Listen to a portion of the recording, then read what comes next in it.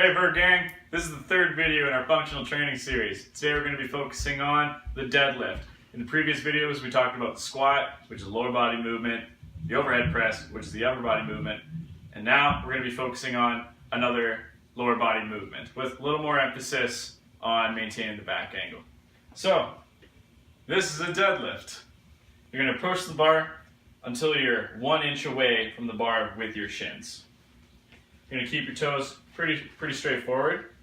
You're going to grab the bar with locked knees, put your hands just outside of like shoulder width apart.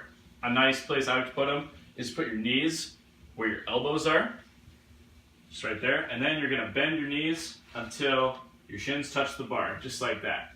Now, this is the part that most people have trouble with. Their back will round. What you want to do is raise your chest up and flatten your back. And then right after this, drag the bar up your shins, all the way to the top of your hips. Now you're going to notice that I have the bar stacked on top of some other weights. That's just because I don't have 45-pound plates that you would find in the regular gym. So this is just to put it at the same elevation. So if you wanted to progress this exercise, if you're having a little bit too much of an easy time, you can elevate yourself just a couple inches. This would be called elevated deadlift. So, grab some other weights. Those are easily accessible. Put them under your feet. What we're doing is we're increasing the range of motion. You got to travel a little bit farther, therefore you're doing more work. So, same thing. Put the bar, I'm going to move these closer. Same thing.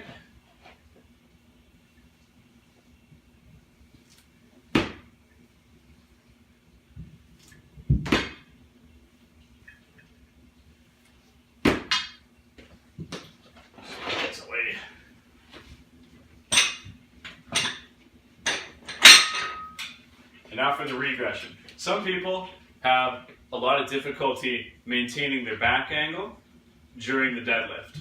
So you can change your form a little bit into a sumo deadlift, where you make your legs pretty wide, this wide I would say, and then your arms are going to be vertical, just like this, and your back angle changes a whole lot.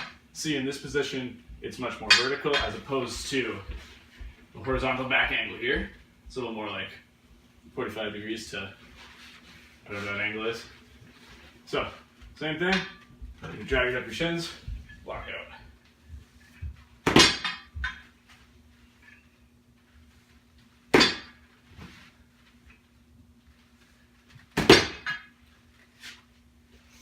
Alright, so how is this a functional movement? Well, you ever pick something up off the ground? Everyone always tells you that you want to use your legs, not your back. If you work in like construction, you're lifting up things left and right. If you like to garden, it'll keep your back from getting sore, that kind of thing. Alright, so we demonstrated the exercise. I showed you a progression if you're finding this a little bit too easy, and a regression if you're finding it a little bit too hard. We discussed the rationale, how this is applicable in everyday activities, and I told you a little bit about what muscles are being worked. It's mainly in the lower body. Stay functional, Bird Gang.